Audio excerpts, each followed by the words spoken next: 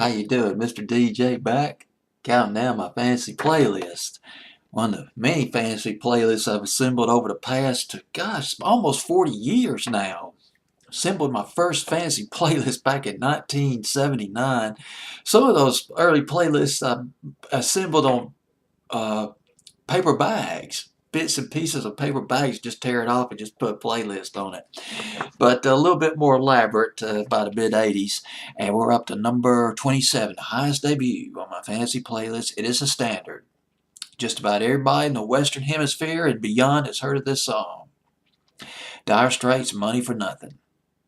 I guess it'd be their second biggest hit. The first really big hit by them that I remember was Sultans of Swing. That was in early 1979, and boy, oh my goodness.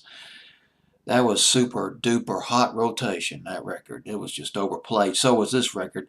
Although they were both great records, there's no doubt about it. The video, too, was used computer animation. The video, one of the first videos to use computer animation.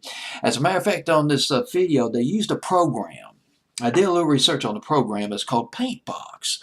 Paintbox was developed in 1983 in the UK. It was for a computer called the CX Spectrum 48K. Of course, it was an 8-bit computer, a home computer. Of course, a lot more primitive back then.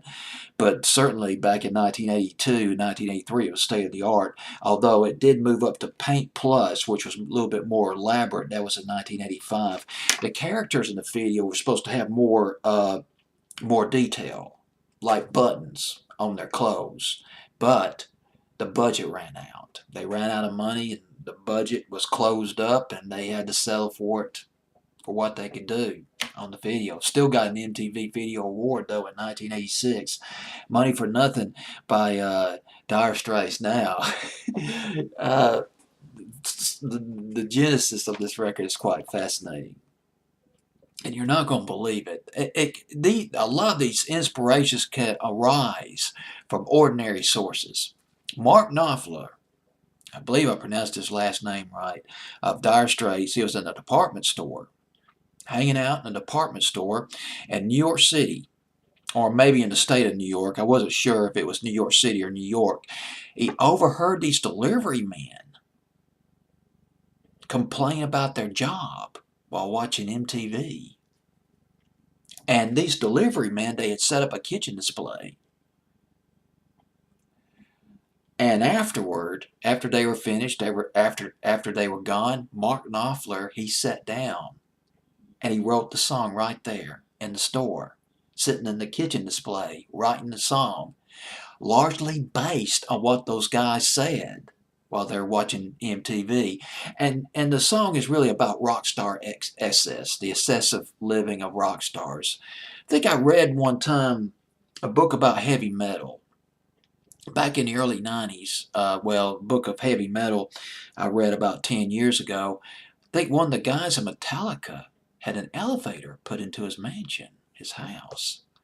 Wow. I mean, when you're a millionaire, when you get into the millions and billions, you can do all sorts of things, big time.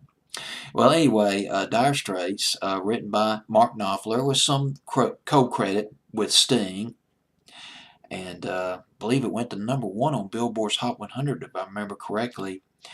But it doesn't matter. You know the record. The video, by the way, directed by Steve Barron, the same guy who directed Take On Me by a-ha and She Blinded Me with Science by Thomas Dolby. Dire Straits making its debut at number 27, Money for Nothing, on my fantasy playlist of August 10th, 1985.